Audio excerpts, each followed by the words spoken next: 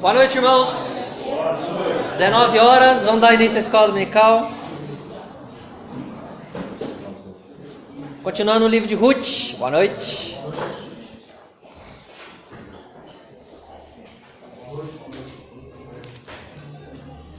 Quero convidar os irmãos a abrirem a Bíblia, no capítulo 3 de Ruth.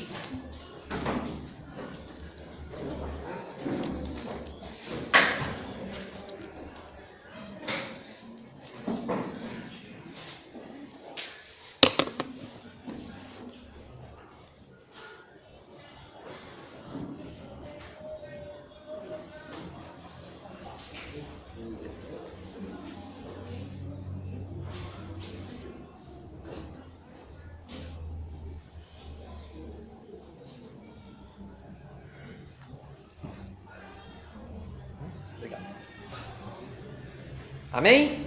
Amém. Vou fazer a leitura. Disse-lhe Noemi, sua sogra: minha filha, não hei de eu buscar-te um lar para que sejas feliz? Ora, pois, não é Boaz, na companhia de cujas servas estiveste, um dos nossos parentes? Eis que esta noite a limpará a cevada na eira. Banha-te e unge-te, e põe os teus melhores vestidos, e desce a eira, porém não te des a conhecer ao homem, até que tenha acabado de comer e beber. Quando ele repousar, notarás o lugar em que se deita, então chegarás e lhe descobrirás os pés, e te deitarás. Ele te dirá o que deves fazer. Respondeu-lhe Ruth: tudo quanto me disseste, farei. Verso 6. Então foi para a eira, e fez conforme tudo quanto sua sogra lhe havia ordenado. Havendo, pois, Boaz comido e bebido, estando já de coração um tanto alegre, veio deitar-se ao pé de um monte de cereais. Então chegou ela de mansinho, e lhe descobriu os pés, e se deitou. Sucedeu que, pela meia-noite, assustando-se o homem, sentou-se, e eis que uma mulher estava deitada a seus pés. Disse ele: quem és tu? Ela respondeu: sou Ruth, tua serva. Estende a tua capa sobre a tua serva, porque tu és resgatador. Disse ele: bendita sejas tu do Senhor, minha filha. Melhor fizeste a tua última benevolência que a primeira, pois não foste após jovens, quer pobres, quer ricos. Agora, pois, minha filha, não tenhas receio. Tudo quanto disseste, eu te farei. Pois toda a cidade do meu povo sabe que és mulher virtuosa. Ora, é muito verdade que eu sou o resgatador, mas ainda outro resgatador há, mais chegado do que eu. Fica-te aqui esta noite, e será que, pela manhã, se ele te quiser resgatar, bem está, que te resgate. Porém, se não lhe apraz resgatar-te, eu o farei, tão certo como vive o Senhor. Deita-te aqui até amanhã. Ficou-se, pois, deitada a seus pés até pela manhã, e levantou-se antes que pudessem conhecer um ao outro, porque ele disse: não se saiba que veio mulher à eira. Disse mais, verso 15, disse mais: dá-me o manto que tens sobre ti, e segura-o.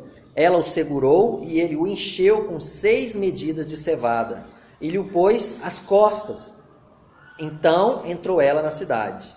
Em chegando à casa de sua sogra, esta lhe disse: como se te passaram as coisas, filha minha? Ela lhe contou tudo quanto aquele homem lhe fizera. E disse ainda: estas 6 medidas de cevada ele mas deu, e me disse: não voltes para tua sogra sem nada. Então lhe disse Noemi: espera, minha filha, até que saibas em que darão as coisas, porque aquele homem não descansará enquanto não resolver este caso ainda hoje. Vamos orar? Querido Deus, em primeiro lugar eu quero te agradecer pelo dom da vida, te agradecer por esse dia, Deus, por essa noite em que nos reunimos aqui, Deus, para cultuar o Senhor, para aprendermos da tua palavra, para passarmos momentos agradáveis, Deus, em união e unidade. Obrigado, Deus, por esse privilégio Obrigado pelo privilégio de estudar o livro de Ruth. Obrigado por esse capítulo 3. Eu peço a tua graça, Deus, sobre nós. Eu peço, Deus, que o teu Espírito nos dê não somente a compreensão, Deus, de tudo que nós lemos aqui já, mas que ele possa aplicar essas verdades, Deus, em nossas vidas, de maneira, Deus, que cresçamos, que sejamos transformados à medida que a gente aprende mais da sua palavra, Pai. Em nome de Jesus. Amém. Sim. Irmãos, nós temos estudado então o livro de Ruth. No capítulo 1, nós aprendemos duas verdades importantes sobre Ruth, né? Nós aprendemos a renúncia de Ruth, de sua vida e família, como ela abriu mão, né? De sua terra, de seus familiares, de tudo que ela tinha, de tudo que ela era lá naquela cidade, naquele local, naquela terra. Abriu mão disso para acompanhar sua sogra, Noemi, né? Nós vimos também do comprometimento de Ruth com Noemi. Ela não somente renunciou tudo que ela tinha, mas em consequência disso, ou ligado com essa renúncia, ela fez um compromisso com a sua sogra, né? Ruth. Aliás, Ruth fez um compromisso com a sua sogra, Noemi. No capítulo 2, semana passada, nós aprendemos mais duas características, mais duas verdades importantes, aqui resumidas, né? Nós aprendemos da disposição de Ruth para servir. Lembra que a gente falou da renúncia? Nós falamos de um compromisso, de um comprometimento, e agora nós falamos de disposição, né? A disposição é a consequência do comprometimento, porque muitas pessoas às vezes fazem um compromisso, mas não se dispõem a cumprir aquilo que falaram, aquilo que fizeram, não é? Ela fez o compromisso e teve disposição. Ela saiu para trabalhar. Ela saiu cedo para trabalhar, para buscar o sustento dela e da sogra dela, né? Também no capítulo 2 nós aprendemos da humildade, da devoção e da gratidão de Ruth, né? Ela foi humilde para chegar, para pedir, olha, eu posso trabalhar aqui, eu posso respingar, né? Ou eu posso colher, né? Eu posso pegar as espigas que caem, né? Os feixes que caem. Ela teve humildade para pedir, ela foi devota a Deus, ela usou o nome de Deus, né? E ela foi agradecida, né? Quando ela é abençoada por Boaz, né? Ela agradece de coração aberto. Não, eu não sou nem tua serva, eu estou aqui pedindo favor, né? E ela se mostrou muito agradecida, né? Hoje, no capítulo 3, nós veremos a fidelidade e a obediência de Ruth, muito importantes aqui. Eu vou tentar deixar bem claro isso à medida que a gente estuda, né? Nós também vamos falar da ousadia e da fé de Ruth, ao mesmo tempo trabalhando juntas a ousadia e a fé, não é? E por último, nós vamos aprender da graciosidade de Boaz, da maneira como ele demonstrou graça para com Ruth, ok? Então, tudo isso que a gente aprende, a gente pode aplicar na nossa vida da seguinte forma: aprendamos com Ruth como nós, enquanto igreja de Jesus, devemos viver nesse mundo. A Ruth, ela ilustra bem o papel da igreja, né? Então, a igreja precisa renunciar a esse mundo. A igreja precisa se comprometer com Cristo, né? A igreja precisa se dispor a servir a Cristo. A igreja precisa de humildade, de devoção, de gratidão, de fidelidade, de obediência, de ousadia, de fé, né? Então, tudo que diz respeito a Ruth, a gente pode aplicar como sendo para nós, em grande medida, quase tudo, né? Boaz, ele simboliza muito bem o personagem do Senhor Jesus Cristo, não é? Então, aprendamos através de Boaz a observar a graça e o amor de Deus através de Jesus, que é derramada em nosso benefício, não é? Como ele se mostrou gracioso, da mesma maneira como Jesus é gracioso com a sua igreja, ok? Então vamos lá para algumas perguntas do capítulo 3. Vamos lá. Qual foi, irmãos, o conselho de Noemi para Ruth, nos versos 1 a 5. O que Noemi aconselhou a Ruth? Ela procurou Boaz, né? Procurar para quê, Carlão? Boaz é meio solteirão, dinheiro. Não casou, né? Alguém concorda? Alguém discorda? Alguém quer acrescentar alguma coisa?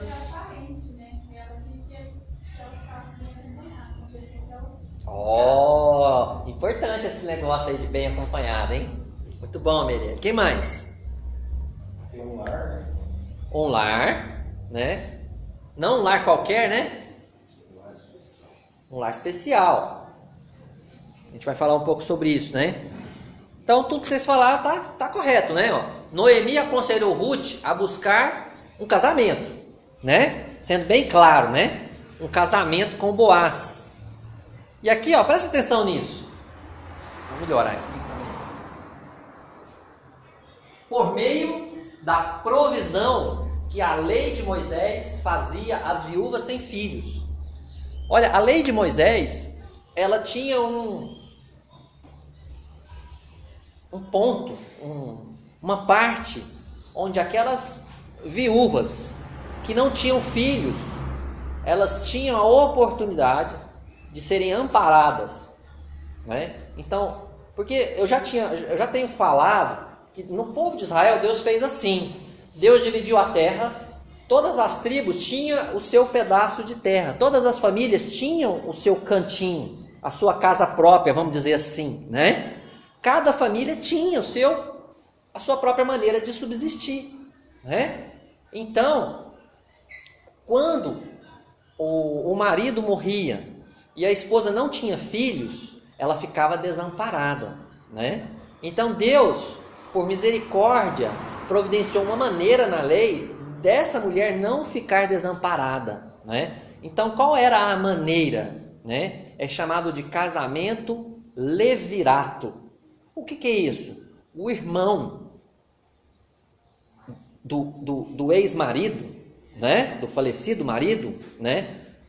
Deveria, né? Casar com essa viúva, né? E o primeiro filho dessa união seria descendente do que morreu. E aí, essa esposa continuaria tendo uma família, filhos, não é? E continuaria tendo a terra e herança. O nome daquela família não ia morrer, não ia ser apagado, né? Os demais filhos iam ser da família do irmão, ok? Normal, porque senão um ia sair perdendo, né? Mas é só o primeiro filho ia ficar como sendo filho do irmão falecido.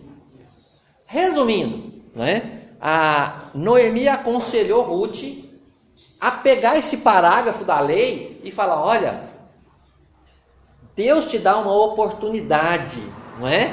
De você não ficar desamparada, não é? Então, e lembra que no começo aqui, a intenção, eu não vou adiantar, que senão eu vou falar outra resposta. Vamos lá. Aí, interessante a pergunta aqui, ó. Um pouco antes disso, vamos lembrar do contexto, tá? O contexto é o seguinte: a colheita já tinha acabado, a colheita da cevada e do trigo já tinha acabado, né? No final do capítulo 2 acabou a colheita, né?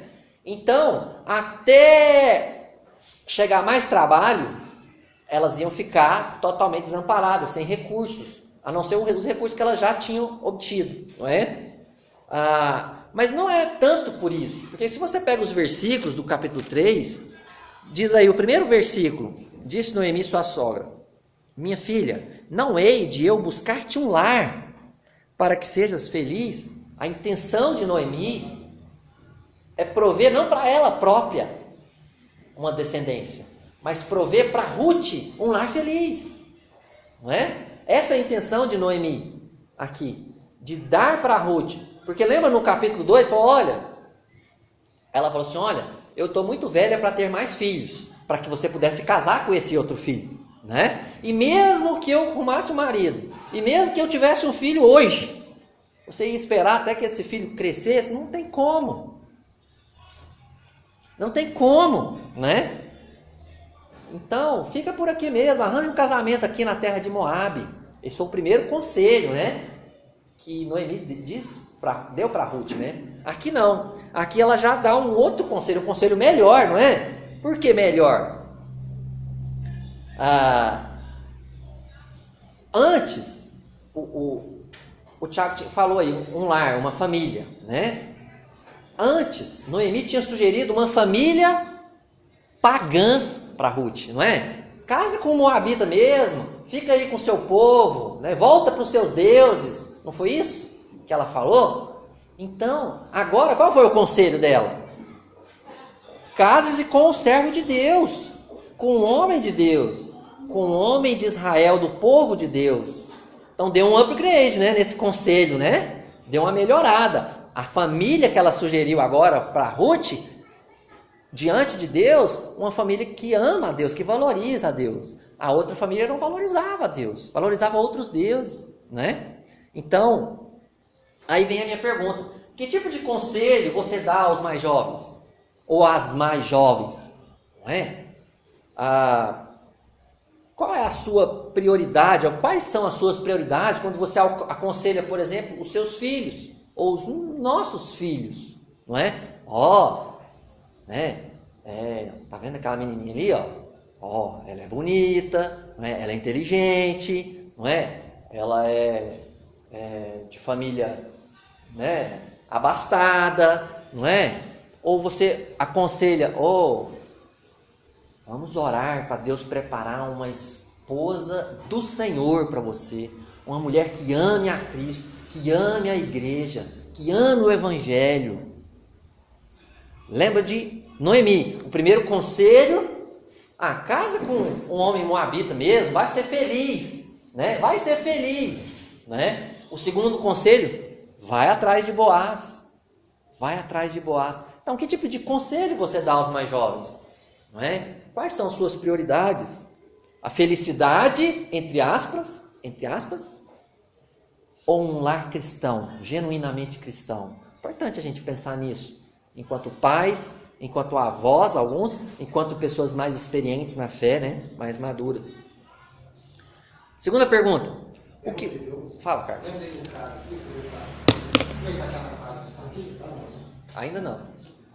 Quarta-feira, você lembra? Quarta-feira retrasada, né? Fiquei muito satisfeito com aquilo que ela falou. Sim, não culto. Na verdade, assim, eu elogiei ela 2 vezes, porque a gente tinha programado, nem nada e tal. A gente estava na época do Enem, né? Pedindo oração, agradecendo e tal. E ela falou que a prioridade, essa até me ajuda, a Patrícia me ajuda a lembrar, né? A prioridade dela são as coisas de Deus, né? Assim, porque queria ter uma filha daquele jeito. Queria, né, cara? Entendeu? Então, assim, eu lembrei disso aí, ó, que você pôs quais são as suas prioridades, né? Foi até bom, foi Jesucidência, né, que você fala, né? Ela saiu, eu quis comentar esse negócio aqui. Você pode encher o colo desses jogos, não, depois, né, acabou. Mas é importante. Eu gostei demais do comentário dela. Assim, quando eu também gostei, cara, mas quando eu notei no texto como Noemi deu um conselho muito melhor do que o primeiro, né? Falei, puxa, a gente faz isso também. Muitas vezes a gente dá um conselho, não só para os nossos filhos, mas às vezes para algum amigo, algum irmão em Cristo. Aí depois você fala assim, não foi legal esse conselho, né? Podia ter sido um conselho melhor, né? Tipo assim, não estou aguentando esse casamento. Separa logo, né? Separa logo, tenta outro. Aí você fala, opa, é isso que a palavra de Deus ensina, né? Então, só um exemplo aqui, bem radical, né? Mas às vezes a gente precisa, né, prestar atenção no que tipo de conselho que a gente dá, né, para as pessoas.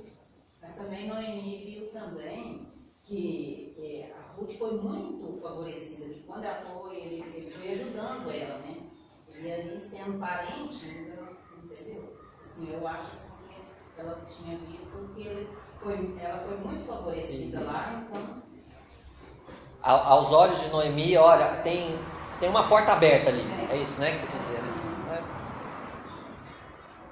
O que o versículo 2 diz que Boaz faria naquela noite? Agora nós vamos entrar na questão do Maurício. Você acha que eu não fui atrás, né, Maurício? Hã? Ele dorme lá no Monte Cereais, da vigília. Pois é, mas o que ele ia fazer naquela noite?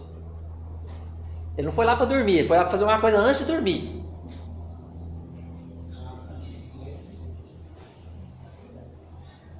O que significa isso aí, essa palavra aí?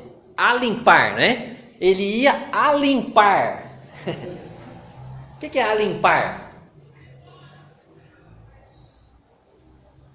Alimpar tem outras traduções, tá? Limpar, padejar, joeirar, ou a mais fácil da gente compreender, peneirar, tá? Alimpar não é o mesmo de debulhar, é diferente, tá? Debulhar é quando você tira a palha do grão, né? Vamos dizer assim, né? A palha do grão, né? Tá certo o que eu tô falando? A casca. A casca. A palha é a casca, não é isso? Então você descasca. Debulhar é descascar, ok? Tirar a parte de fora, né? Agora, o alimpar, eles pegam o cereal, que seja qual cereal, já descascado, não é? Com a peneira, joga para cima e o vento vai soprar o resto que ficou de sujeira e de casca, né? E vai cair só o grão na peneira. Vamos dizer assim, é uma limpeza, é uma segunda limpeza, né? O debulhar é a primeira, a limpeza grossa, vamos dizer assim, e o alimpar é a limpeza mais fina, mais pura, não é? Então, quando eles balançam a peneira e Ele ia peneirar. Peneirar, é isso aí, irmão, né?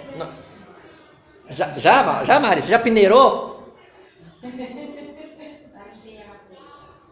Limpa o arroz desse jeito, joga pra cima, aí o vento faz assim, tira a palha e cai só o grãozinho. Buduim. Então, onde que eu tô, hein? Olha as figuras aqui, Maurício, ó, olha só. Essa é a foto da cevada, tá? Bem semelhante ao trigo, né? É a foto da cevada. Essa é um pouco mais nítida, tá? Esse aí vamos dizer, um molho de cevada, né? Amarradinho, juntinho.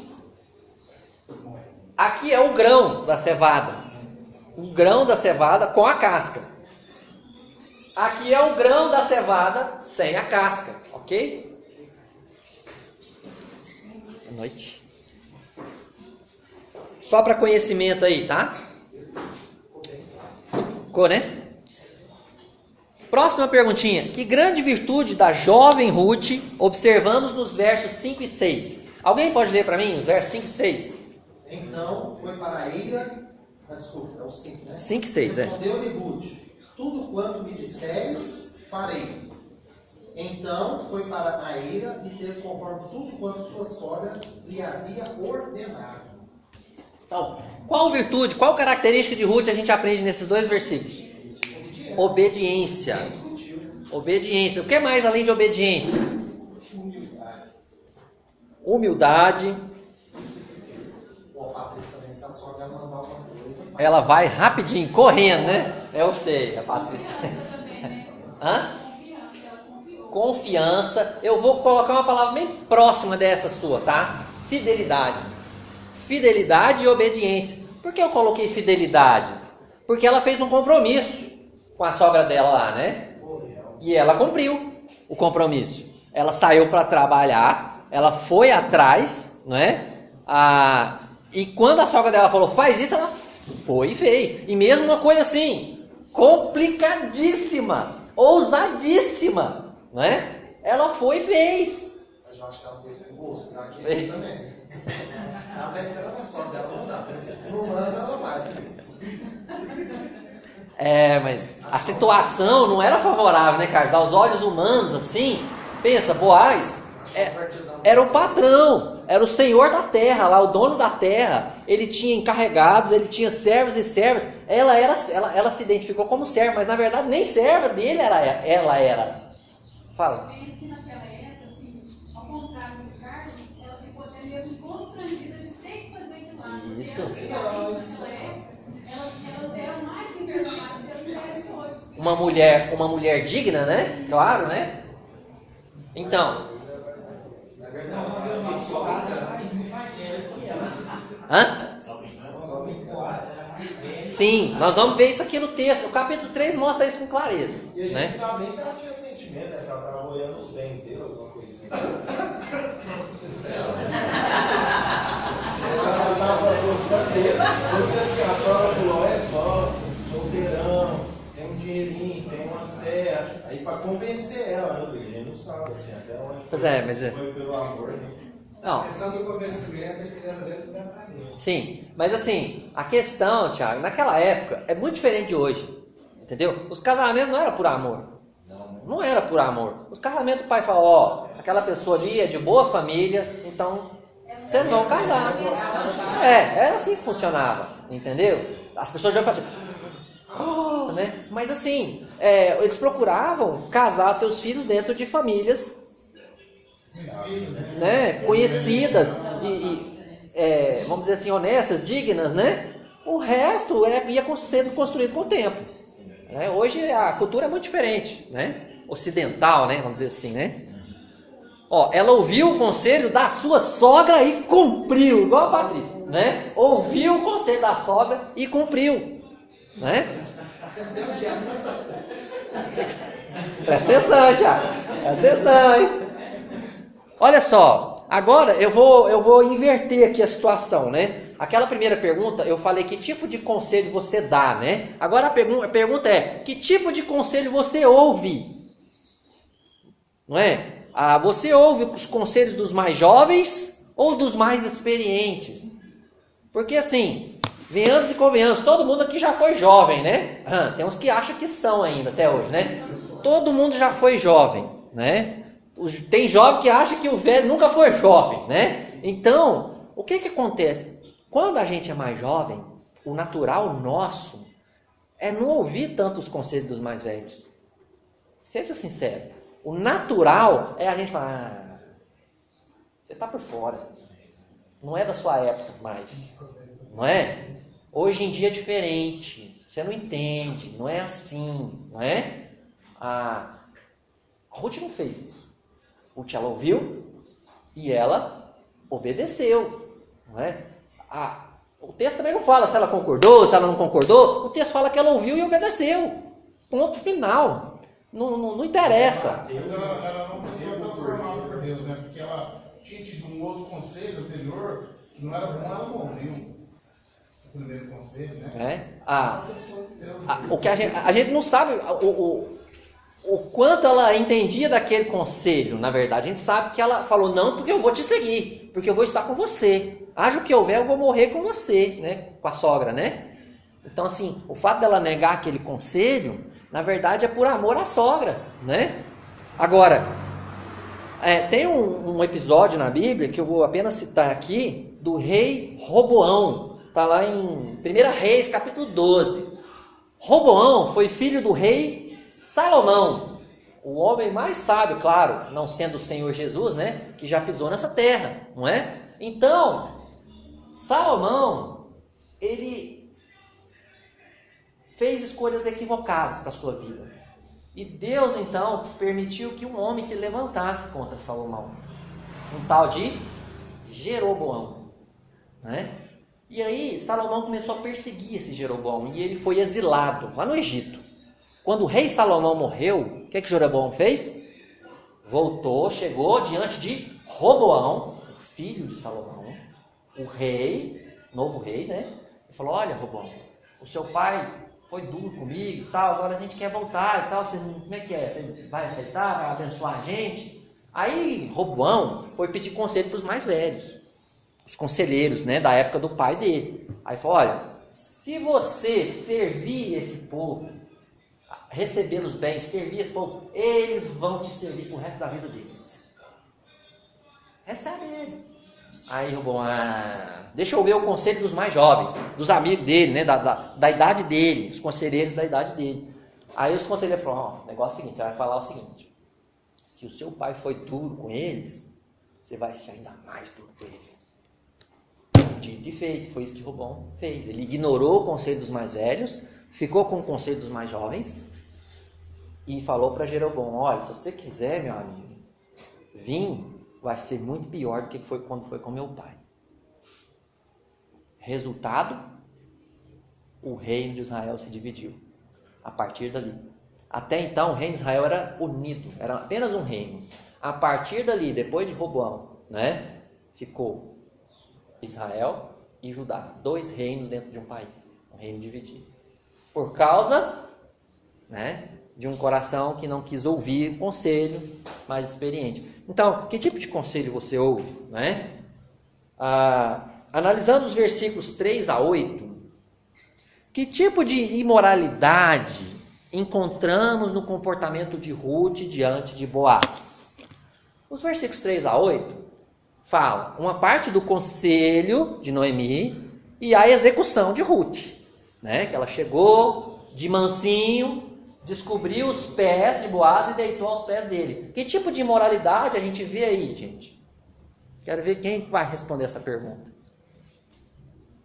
Ela, assim, no meu ver, ela se jogou para cima dele, né? Assim, a gente olhando, é igual você, tá ali, a gente não sabia se ele estava olhando ela já com o olho para isso, porque várias vezes a gente vê ele chamando ela de filha, entendeu? Então, assim, ele sempre manteve o respeito em cima dela. Isso. Então, ela foi um pouco, assim, em prol do conselho da sogra. A gente, nos tempos de hoje, a gente vê que se jogou muito. Pois é. Mas eu quero... A pergunta é bem específica. Há alguma imoralidade? Não. Há alguma imoralidade? Ela fez alguma coisa que é pecaminosa, que é pecado, que é desagradável aos olhos de Deus, que é feia aos olhos de Deus? Não.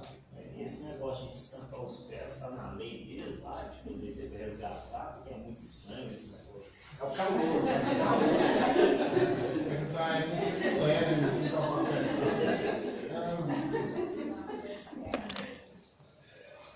Não, eu procurei isso, não achei isso não, David.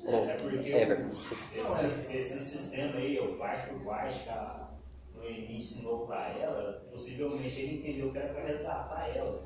Agora a Noemi também falou só, vai lá, toma um banho, passa por... Pois é, não, nós vamos chegar lá, nós vamos chegar nesse lance aí, tá? Sogra experiente, não é? Sogra é mais experiente. Nós vamos chegar lá. Presta atenção, olha aqui, ó. Não tem imoralidade. Imoralidade não tem. Eu vou mostrar os versículos, ó. Versículo 4, tá? Quando ele repousar, notarás o lugar em que ele se deita, então chegarás e descobrirás os pés. A Bíblia não fala que ela tirou roupa dele, nada disso, tá? A Bíblia não fala que ela se deitou com ele, tá? E não fala mesmo, porque em outros textos da Bíblia, a Bíblia fala, fulano foi e se deitou com a fulana. A Bíblia não economiza a palavra quando tem que falar, né? A Bíblia não esconde pecado de ninguém. A Bíblia sempre fala, fulano pecou, né? Adulterou, né? Então aqui ela chegou, olhou onde é que ele estava deitado. Ele estava num lugar descampado, aberto, por causa para fazer o trabalho do cereal, né? Então, certamente, ele levou uma cobertinha, né? Tava frio, então ele levou alguma coisa para se cobrir, né? E ela se cobriu aos pés dele, não ao lado dele, não em cima dele, aos pés dele, né?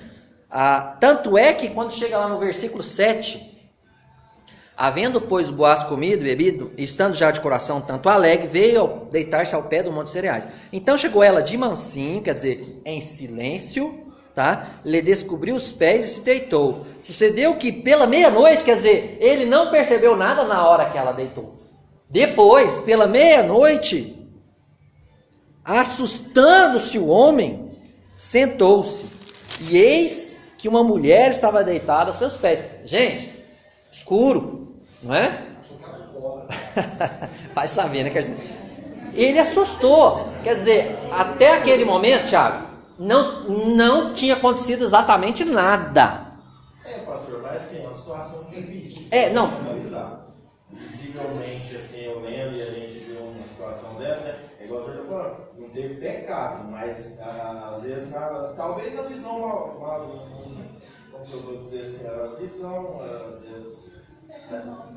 A gente olhar no mundo de hoje, tudo bem que vou esquecer o mundo de hoje, mas aí o homem podia imaginar, nossa, o que essa mulher, né?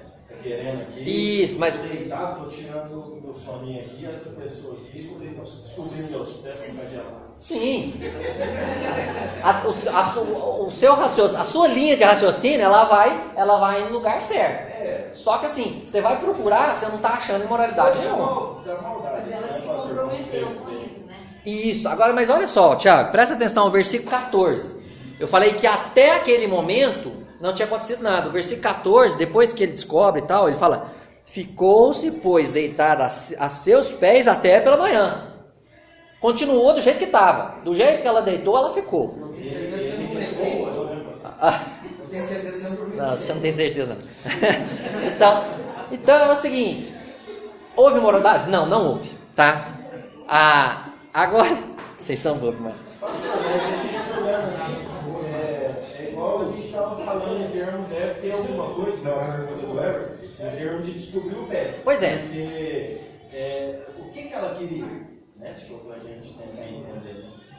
Pois é, a Bíblia não fala o que ela queria, pelo fato de descobrir o pé. Mas ele entendeu o que ela queria, né? Não, ele entendeu aqui, ó. Ele entendeu aqui, Everton. Pois é. Peraí, vocês estão adiantando, deixa eu chegar lá. O que significa então? Mas você faz a pergunta antes? Ué. Eu não falei nada. O que significa então a sua proposta no versículo 9? Porque, Tiago, a proposta dela foi muito mais ousada do que o fato dela deitar aos pés dele e descobrir o pé dele. Porque aí o versículo 9: sucedeu que pela meia-noite, assustando-se o homem, sentou-se, e eis que a mulher estava deitada aos seus pés. Verso 9: disse ele: quem és tu? Ela respondeu: sou Ruth, tua serva. Agora, olha o que ela fala: e estende a tua capa sobre tua serva, porque tu és... Agora sim. Isso é o propósito. Agora ela falou sério com ele. Agora ela foi ousada, agressiva, radical. Casa comigo, literalmente. Foi isso que, quando ela fala, estende a tua capa sobre a tua serva, casa comigo. Case-se comigo, né? Seja meu marido.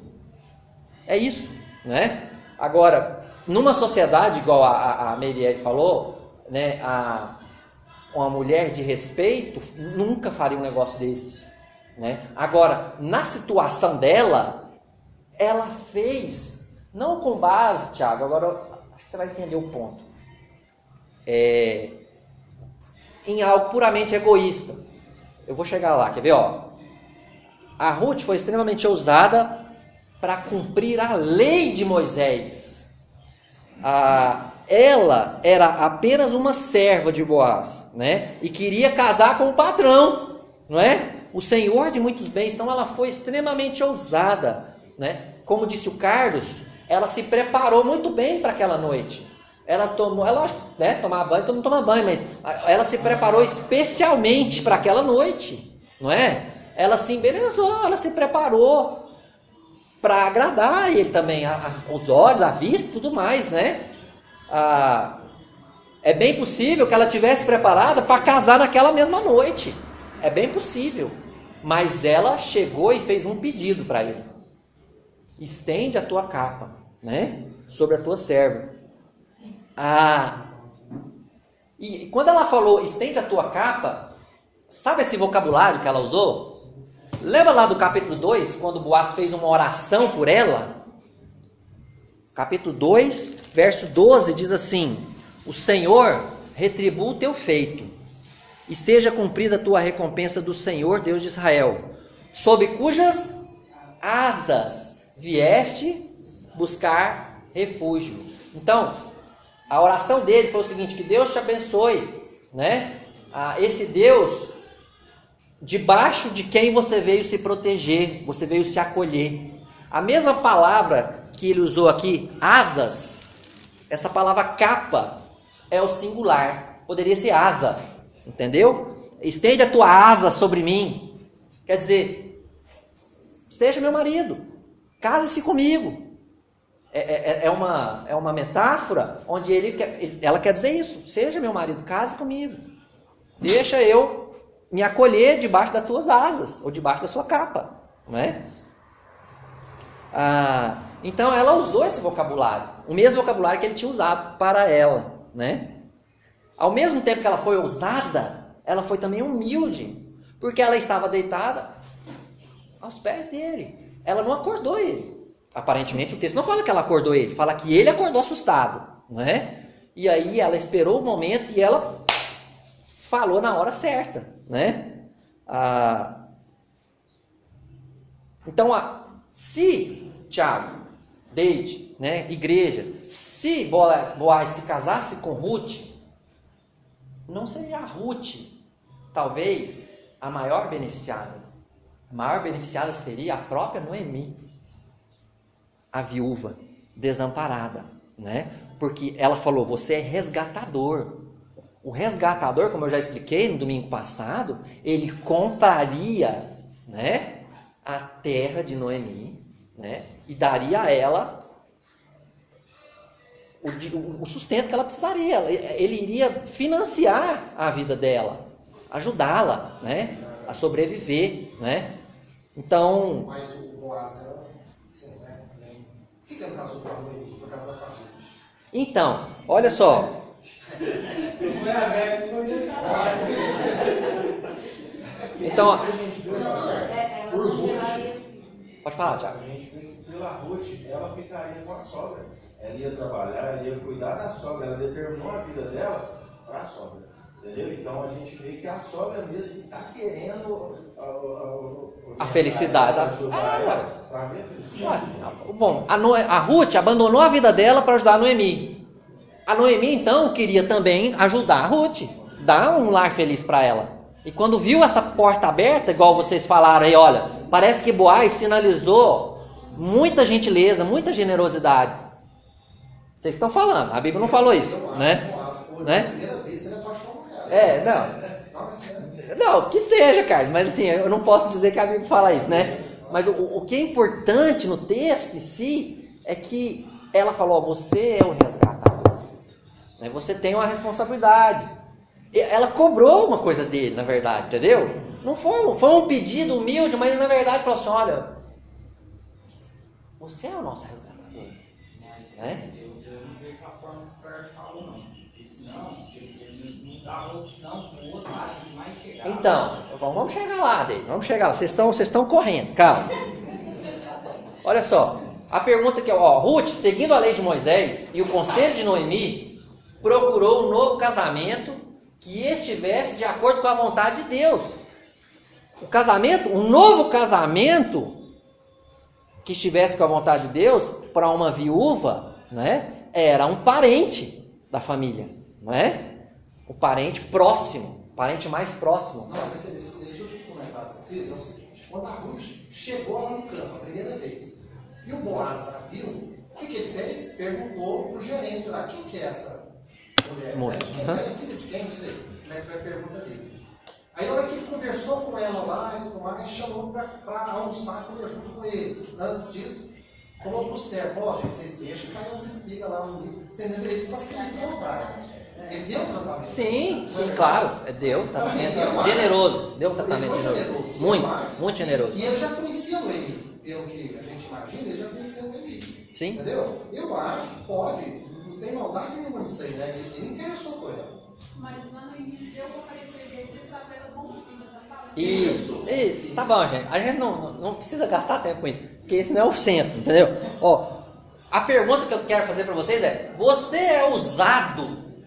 Você é ousado para cumprir a vontade de Deus? Porque, olha, ela se superou. Entendeu? Ela foi ousada de chegar, de se enfeitar para o seu patrão, vamos dizer assim, né? Ela falou: o negócio é o seguinte, casa comigo, chefe. E ela Né? ficou perdendo a oportunidade que ele deu de rebuscar lá. Ele podia, Para nova safra, vamos dizer assim, né? às vezes ele gostar e falar, não quer nem contar, pode descontar. Na verdade já tinha acabado a safra. Só que, né, uma eventual segunda oportunidade podia terminar ali, né? Naquele exato momento. Ela se arriscou. Vamos ficar por aqui, né? Isso é muito legal e tal, mas se eu precisar de você, eu te ligo. Né? Nunca mais liga. Né? Então assim, olha para a sua vida. Existem situações, irmãos, que a gente precisa ser ousado. sabe? A gente tem que ser ousado, às vezes, para olhar no olho da pessoa e falar, olha, pecado, você está errado, você tem que mudar. E a gente se acovarda, muitas vezes. A gente tem que ser ousado para sofrer o dano, às vezes, para falar, olha, eu preciso confessar um negócio aqui, irmãos. Eu fiz isso, isso e isso, ofendi vocês, me perdoa. E às vezes a gente não faz.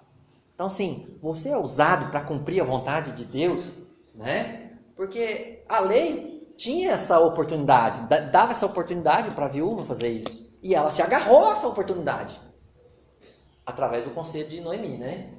A segunda pergunta aqui, você é humilde para reconhecer a sua posição e esperar a oportunidade, esperar a vontade de Deus, não é?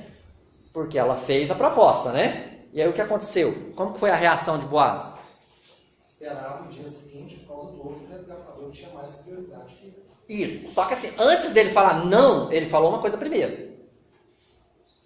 Percebeu como é que foi a resposta dele? Ele falou não depois que ele falou sim, Carlos. Primeiro ele falou sim, depois ele falou não, depois ele falou sim de novo. Fica te atenção, presta atenção, não quero confundir vocês não. Primeiro, versículo 10. Disse ele, bendita sejas tu do Senhor, minha filha. Olha a idade, diferente de idade. Por que eu vou falar diferente de idade? Versículo, continuando. Melhor fizeste a tua última benevolência que a primeira, pois não foste após jovens. Quer dizer, ele não era jovem mais, ele já era alguém de mais idade, não é? Ele falou assim, você não foi atrás de jovens, você veio atrás de um velho, entre aspas, vamos dizer assim, alguém mais experiente, mais maduro, né? Continua.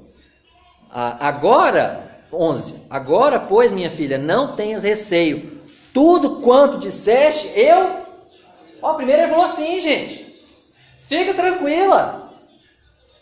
Aí depois, Carlos, ele falou, olha, só tem um problema, eu não sou o parente mais próximo, tem um mais próximo do que eu, mais chegado, né? Então, sabe quando a gente tem que falar um não? E às vezes a gente não sabe falar um não. Posso fazer isso? Não. Não é? Às vezes você tem que falar um não, mas você tem que saber falar. Olha, a situação é assim, assim, assim. Por enquanto não, mas quem sabe amanhã sim. Né? Por enquanto não pode, não dá certo. E Boaz ele fez mais ou menos isso. Porque se ele tivesse falado um não primeiro, talvez ele teria derrubado a Ruth toda, né? Ia ter quebrado ela no meio. Mas ele falou, olha, não tenha medo, tudo quanto disseste eu te farei. Aí ele veio com não, quer dizer, primeiro ele aqueceu ela, ele consolou ela, e depois ele preocupou ela, olha, só tem um problema, não é? Tem um parente mais chegado do que eu, mas se ele não quiser, em nome do Senhor, ele usa a expressão, tão certo como vive o Senhor, versículo 13, eu farei. Aí ele deu segurança para ela, né? Você vai casar, filha, preocupa não. E ele falou assim, amanhã eu resolvo isso, não é? Já era meia-noite, né? Ao amanhecer eu resolvo isso, não é? Então, eu escrevi assim, ele não titubeou, ele não rejeitou Ruth, mostrou-se gracioso e fiel a Ruth e a Deus. Por quê? Porque ele também estava cumprindo com a lei, que era fazendo o papel de resgatador, né? Ele foi justo, por quê?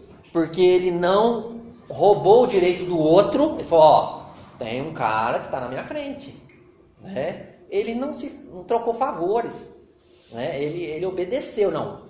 O justo é justo, o que é certo. O outro tem mais direito do que eu. Se ele não quiser, pode ter certeza que eu caso contigo, né?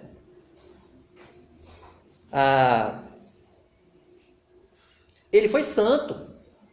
Ele falou, fica deitadinho aqui, fica deitadinho aqui, né? Ele foi prudente. Ele falou, não se saiba que veio mulher aqui, né? Por quê? Porque ele não fez nada de errado, fez? Mas ele não queria nem dar a impressão que tinha feito algo de errado, gente. Tá vendo como é que é certo que ele não fez nada de errado? Ele não queria nem dar a impressão que tinha feito algo de errado, né? Então, assim, Boaz, ele simboliza realmente Jesus, um cara santo, um cara perfeito. Se ele tivesse falhado aqui, ele não seria um símbolo bom de Jesus, né? A história não ia bater, né? Não ia, com Se certeza. alguém tivesse também pegado, entendeu? Porque naquele dia não teve ninguém, porque era tarde, né? Ninguém foi lá. Não surpreendeu. Isso. Mas poderia. Poderia. Então, por isso que ele falou, ó, resolve bem cedinho, antes do amanhecer, né? Ele trouxe conforto para ela, ele trouxe segurança, confiança, não tenhas receio, não é? Vamos lá. Então, irmãos, adore o Senhor Jesus por tão grande amor, porque o Senhor Jesus também faz isso por nós, né? O Senhor Jesus, ele nos dá conforto, nos dá segurança, né? Ele é justo, ele é gracioso. Sabe por que ele é gracioso?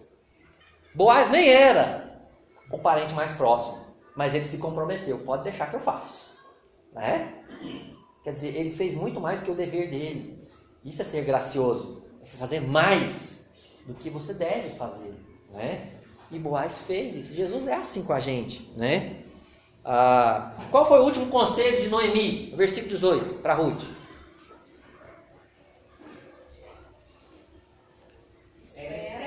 Espera com paciência. Tenha paciência, né? Versículo 18. Espera, minha filha, até que saibas em que darão essas coisas, porque aquele homem não descansará enquanto não se resolver este caso. Oxe, olha, espera, falta só um pouquinho, espera, não é? Como você reage quando seus planos não saem como você queria, ou como você quer, né? Não saíram como você queria, não saem como você quer, né? Você sabe esperar em Deus? Ó, Deus, está nas tuas mãos, né? Você espera o agir de Deus com paciência? Você confia que Deus tem o melhor para a sua vida? Porque todas sabemos que todas as coisas cooperam para o bem daqueles que amam a Deus, daqueles que são chamados segundo o seu propósito. Algumas lições aqui, irmãos queridos. Ouça os conselhos de pessoas mais experientes, especialmente daqueles que te amam, né? Seja ousado e humilde para cumprir a vontade de Deus. Não tenha medo de se arriscar, ok? Espere o agir de Deus com paciência e confiança. Adoremos ao Senhor Jesus por tão grande amor. Esse capítulo fala especialmente da graça do amor de Jesus, ok? Vamos orar. Querido Deus, muito obrigado pela vida de Boaz, pela vida de Ruth. Obrigado pela lição de hoje, Deus. Obrigado, Deus, porque aprendemos muito sobre a Tua vontade para as nossas vidas, Deus. Obrigado porque vemos em Ruth uma mulher especial, uma mulher que simboliza a igreja do Senhor Jesus. Obrigado, Deus, pela coragem dela, pela ousadia, mas ao mesmo tempo pela humildade, Deus. Ensina-nos a sermos ousados e humildes. Ensina-nos a confiarmos no Senhor, a esperarmos, Deus, o Senhor agir. Te adoro, Senhor, pelo grande amor de Jesus por nós. Amém.